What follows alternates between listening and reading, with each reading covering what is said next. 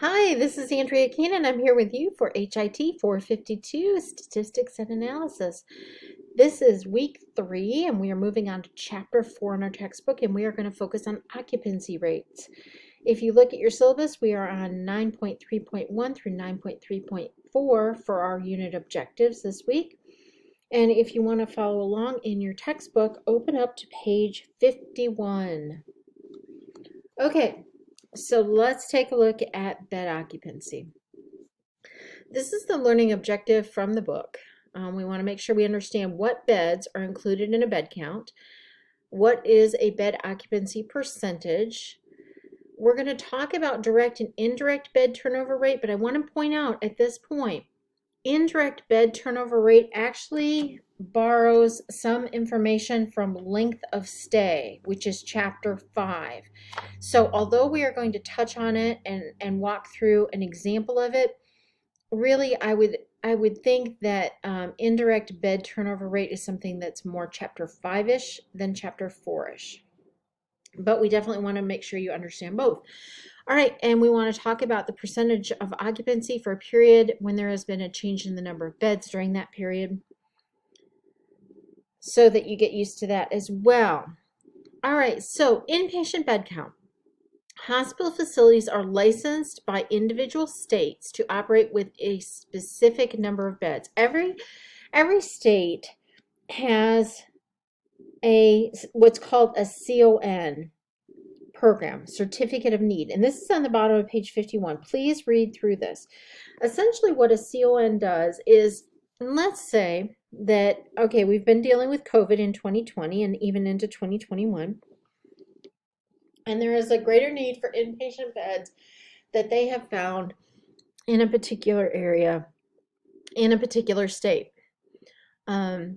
So let's just pretend here in Northeast Iowa that we have a hospital and they currently have 200 inpatient beds. That's what they're licensed for by the state. And they decide that they were going to build on a wing and they're going to add an additional, let's say 3 stories on this wing. And so they're going to add 65 beds. Let's just say they're going to add 65 beds. Before they can ever do anything, they have to put together a plan, a proposal, a lot of details, and they have to present it to the state to obtain a certificate of need, to prove that they need these beds. And there's a lot of information, data that goes in. When you do a certificate of need, it is something that can typically take months to do. Because of all that you have to include and the format that you have to have, the verifications that you have to do, the surveys, you have to have the estimates, you have to have the plans. You put in a lot of time and effort, and then you go and apply for the CON. It can be somewhat of a political process, and again, I'm not going to come down on one side or the other. I'm just simply going to say that yes, typically it's helpful if you get some of your political leaders involved in your area to support the need, that they can advocate for you. But it comes down to, what does the CON process determine? Do they determine that those 65 beds really are a need? Are they a temporary need? Are they a permanent need? Are they a need here in the area that they're being applied for? Or maybe are they a greater need somewhere else in the state? And so they go through all of that. And then they either approve it or they deny it. If they deny it, you can appeal it. And that's a process in and of itself. If they approve it, then you can move forward with putting the project out to getting your final plans done, putting it out to bid for a construction company, and all the details that go into that type of thing. I have been a part of hospital building and also hospital renovations in my career, and that has been very fascinating to watch that. And it has been small projects, and it has been entire hospitals. So it's really neat to have that background and that experience as we talk about it. All right, so bed count is the number of beds that are staffed and ready to receive patients. This number is almost always, 99.9999% always less than the number of licensed beds. So staff beds is different than licensed beds. Licensed beds are the maximum number of beds that you have approved through the state. Just because you have a 300-bed hospital doesn't mean they're going to function that way. Typically, a 300-bed hospital may function as a 100-bed hospital or a 200-bed hospital. It just depends in terms of their staffing, community need, all of those types of things. So where it says here maybe less than licensed number, in reality, it's always less than the licensed number. The number of available facility inpatient beds, both occupied and vacant, on any given day is part of the bed count. So in a hospital, this includes beds set up for normal use, whether or not they're occupied. Because think about it, it's sort of like a hotel. You have all these rooms, you have all these beds, but they're not necessarily filled every single day, every single night. They come and they go. And you look at it by unit. You can look at it by the whole hospital. Again, notice the focus, this is on inpatient. So this does not include observation patients, doesn't include ambulatory surgery patients, doesn't include those in recovery. It doesn't include the ED. So you've got all of those that are not included.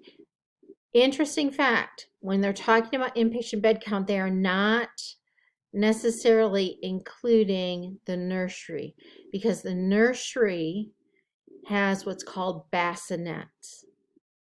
Now, they give you these examples of the ICU burn unit and neonatal unit, and that is true. Those are all inpatient beds, but they cannot include nursery bassinets. That is calculated separately, so keep that in mind.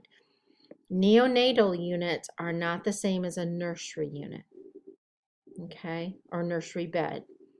But everything else, if it's inpatient, regardless of what type of unit it is, it's going to be counted. In a hospital, number of available beds in a facility or unit may remain constant for long periods of time, but the number can and often does change. Some beds are unavailable. If they're doing remodeling, renovations, it can increase after the project is completed if you have your CON, or if you already have those beds, they're already licensed, you just weren't using them, then you remodel and then you can use them. So you can see how the staffed number of beds can go up and down. Licensed beds never change unless you get CON approval. So if somebody says we're licensed for 300 beds, that's the max they can have without CON approval for more. But within that 300 beds at any given time, they may staff anywhere from 100 to 200 to 250. It just depends on what's going on in the hospital. And also, do they have the nursing staff? Do they have the housekeeping staff? Do they have the ancillary staff? Are the units in the condition that they want them to be in?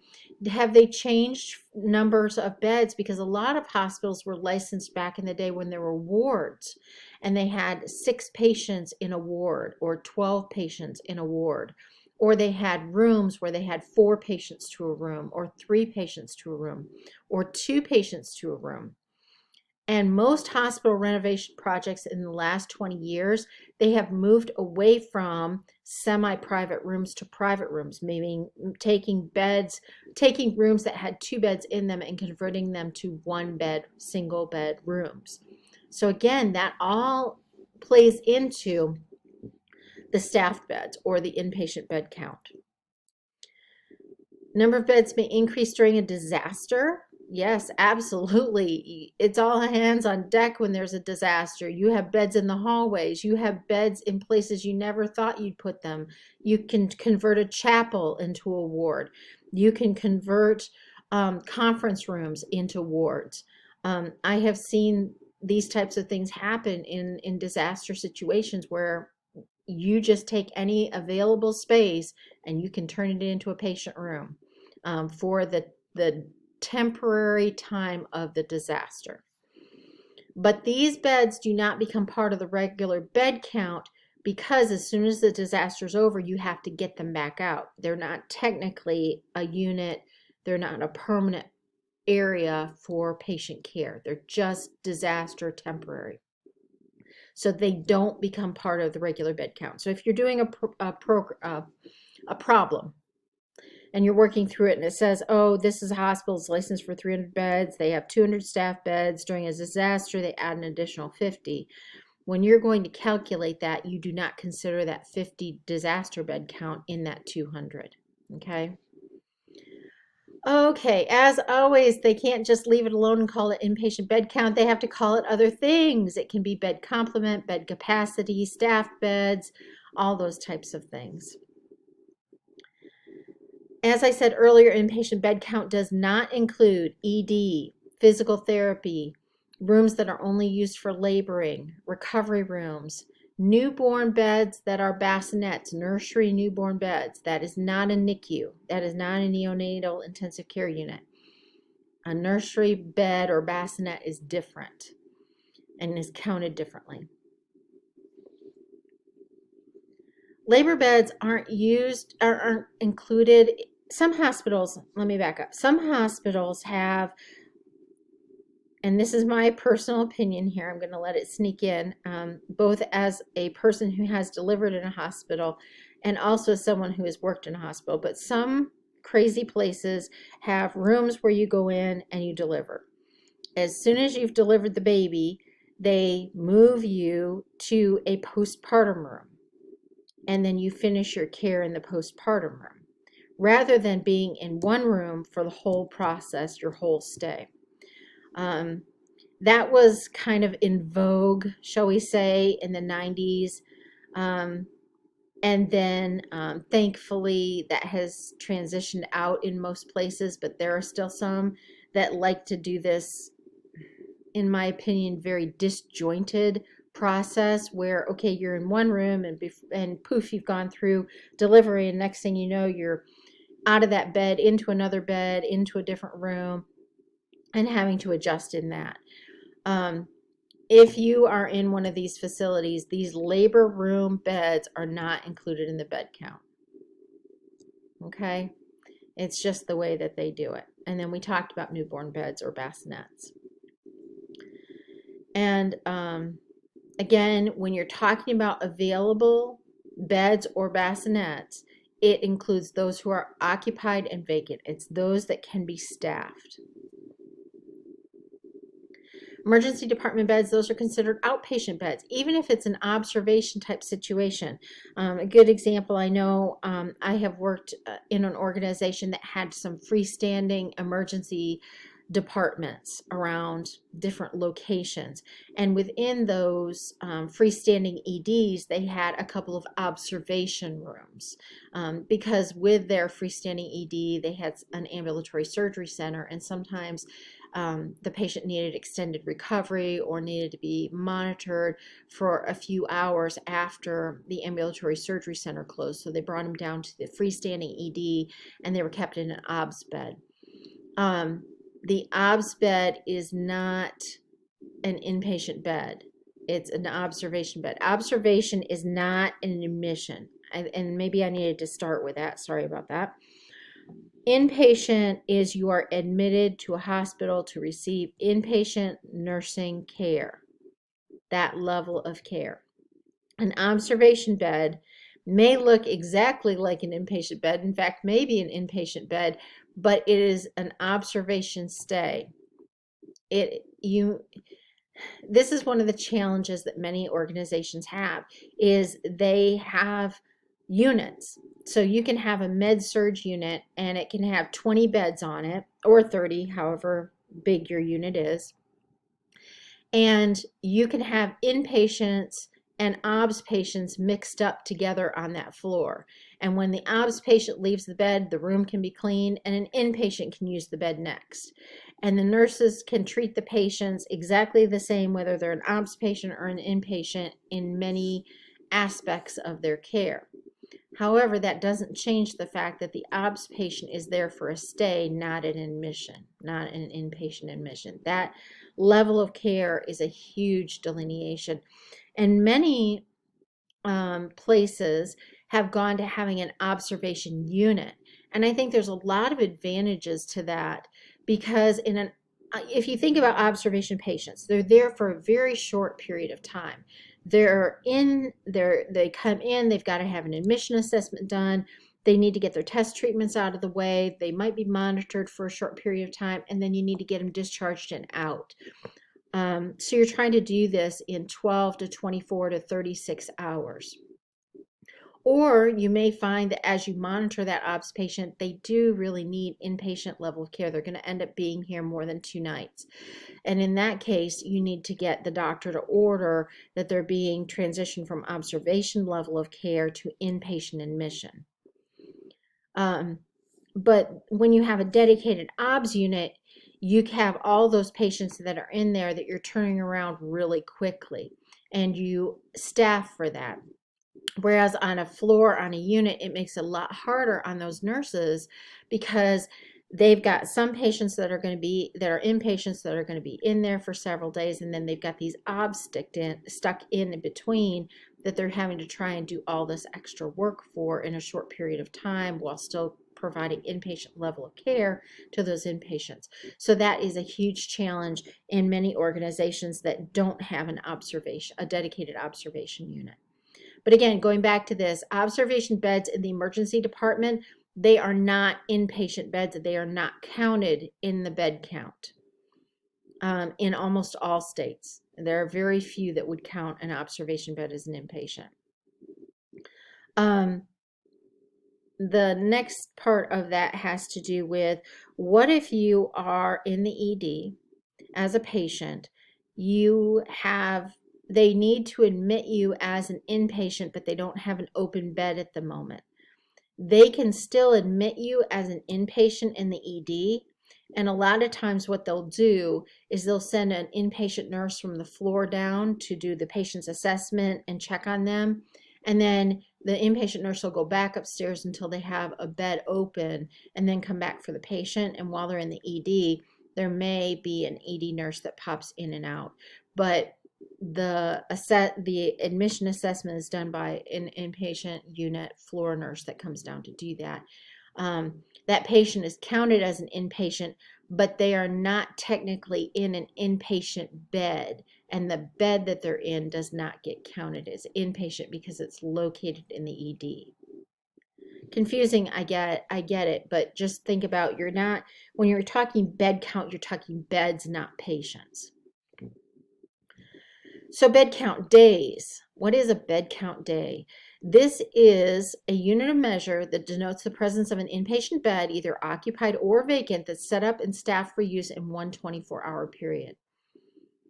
It refers to the sum of inpatient bed count days for each of the days in the period under consideration, and it's the maximum number of patient days or potential days because they represent a statistical probability of every bed being occupied every day. So, for example, if you have a 200-bed hospital and every single one of those beds were filled every day, you would have a 100% occupancy rate, just like a hotel. If a hotel has 100 rooms and they're all booked up, and then the occupancy rate is 100%. Anything less than that's going to be less than 100%. And while hotels may often have a 100% occupancy rate or have a high 90% occupancy rate, most hospitals do not, because again, you think about their licensed beds versus staffed beds, and typically hospitals staff a little bit higher than the number of patients they have, unless you have some crazy thing like COVID come along, and then you possibly could get to 100% occupancy rate. So bed occupancy rate or percentage, bed occupancy percentage, this is the ratio of inpatient service days to bed count days in the period under consideration. The inpatient census represents the actual occupancy, and the bed count represents the possibility for occupancy. So let's actually pull out the formula here and take a look at it. Bed occupancy rate is total inpatient service days over total bed count days. So I have an example here. Let's walk through it. Happy Hospital has 300 inpatient beds and 40 bassinets. During second quarter 2020, they had 21,121 inpatient service days and 3,477 newborn bassinet service days. What is the inpatient bed occupancy rate rounded to 1 decimal point? Well, okay, let's start again by reading through this and thinking about what are they asking us. They're asking us the inpatient bed occupancy rate. And even though they gave us all that lovely bassinet information, you can just ignore it because they want the inpatient bed occupancy rate. That has nothing to do with bassinets, and that has nothing to do with newborn bassinet service days. So the 40 and the 3,477, mentally just draw a line through it because you're not going to deal with it. All right, inpatient service days. Do they give that to us? Yes, we have it right there in the question. They had 21,121 inpatient service days. So that's the numerator right there. Easy peasy, lemon squeezy, as my 10-year-old likes to say. How do you calculate the denominator? All right, bed count days. If we go back and we take a look at that, bed count days, and this is in your book on page 53, that is the sum of the inpatient bed count days for a specified period. So you're taking the number of beds, because that's your bed count, and you're multiplying it against the number of days. So for us, how many beds do we have? We have 300. All right. What time period are they talking about? Second quarter 2020. Well, what's second quarter 2020? That's April, May, and June. So add those days together. 30 for April, 31 for May, and 30 for June. That's 91 days total. So you take your 300 and you multiply it by 91. That's 27,300. That's your denominator. So all you have to do is take your numerator and divide it by your denominator, and you get this 0.773663. At least that's what my calculator gave me. Then you convert that to a percentage and you round it. So it's 77.4% bed occupancy rate in this example. All right, let's go on. And of course, they give us all these other lovely names for bed occupancy rate. And they're talking about how the change in bed count has to be a permanent change. It can't be an emergency situation. And I will tell you that with statistics, it's very rare that there's a permanent bed count change. So the example that they are going to give you and going to want you to walk through where somewhere in the middle your bed count changes, that's like 1 in a million, 1 in 2 million that it's ever going to happen. Because remember, you don't use your disaster beds. You don't use temporary beds that might happen in terms of an external situation. So I know the book walks you through that, and I believe that is on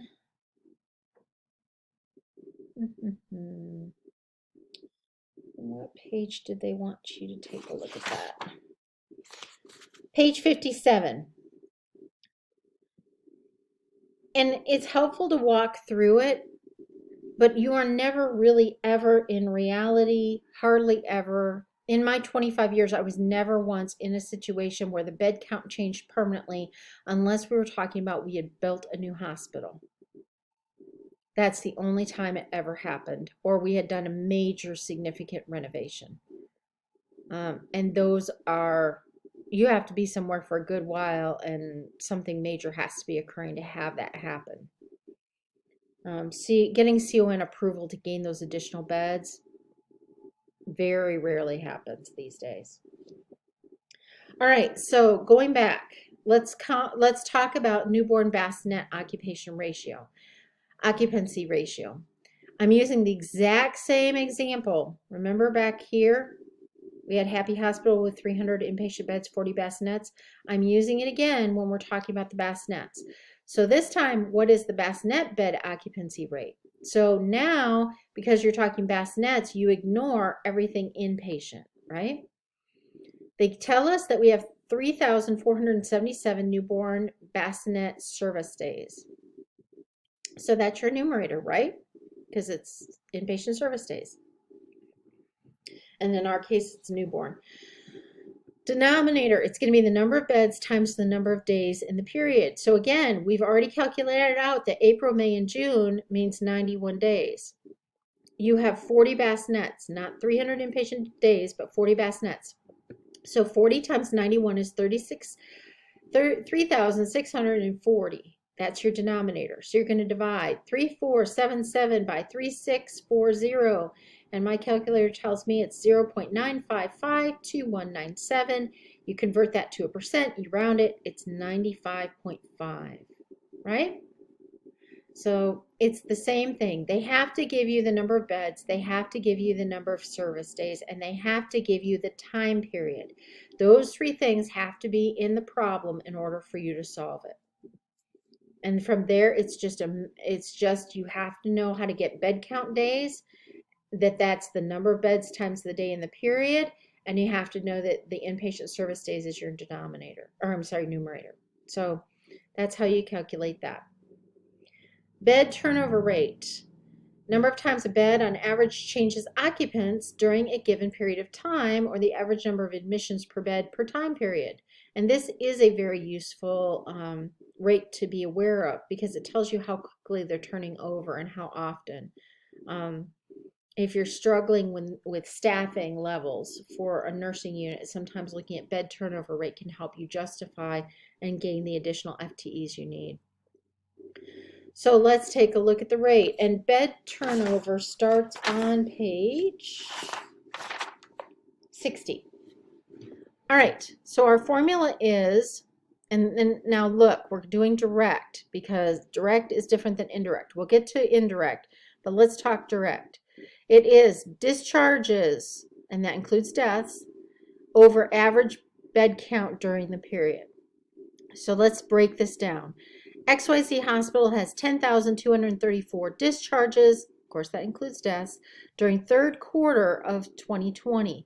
During the time, the occupancy rate was 89% and there were 26,608 discharge days. They have 210 beds and want to know the direct bed turnover rate rounded to 1 decimal place. So let's go for it. We need to know our number of discharges. What were our number of discharges? 10,234. Denominator, remember, it's bed count. So you take 210 beds, right? You multiply it by the number of days in the period. Well, third quarter is July, August, and September of a year. July has 31 days, August has 31 days, September has 30. That's 92. So 210 times 92 is 19,320. You divide it up. My calculator says that 10,234 divided by 19,320 is 0.529711. You turn that into a percentage and round, and that's a 53% bed turnover rate. Okay? That's direct. You're using bed count. Okay? Your numerator is going to stay the same whether you do direct or indirect. It's the bottom that changes, the denominator that's going to change. Okay, so direct, average bed count. Indirect uses length of stay. Oh, and I'm sorry, I don't know why I thought it was the same. I apologize. Number of discharges is the numerator. Occupancy rate and number of days is the numerator here. I get those confused. I apologize for that. Anyway, like I said at the beginning, indirect really belongs in Chapter 5 because we're starting to get into length of stay, average length of stay, and that's all Chapter 5 material. But they have it here because they've done direct turnover rate, and that would be what I would focus your efforts on. Indirect, we'll go ahead and walk through it, but it's not, it's more of a Chapter 5 kind of deal. All right, so we're using the exact same information from the direct, but this time we need to know occupancy rate, number of days, average length of stay. Okay, so we have 89% is our occupancy rate, right? We have that up here. Number of days in the period, we have that as well. We already calculated that. That was 92 days. So you take your percent, you multiply it by 92, you get this number, this 81.88. That's going to be our numerator. Now, denominator. That is average length of stay. And this is, again, chapter 5. This is where you take your total length of stay, you divide it by your total discharges. So total length of stay is total discharge days. And this is where, like I said, it gets complicated. So you're taking your total discharge days and dividing them by your total discharges to get average length of stay.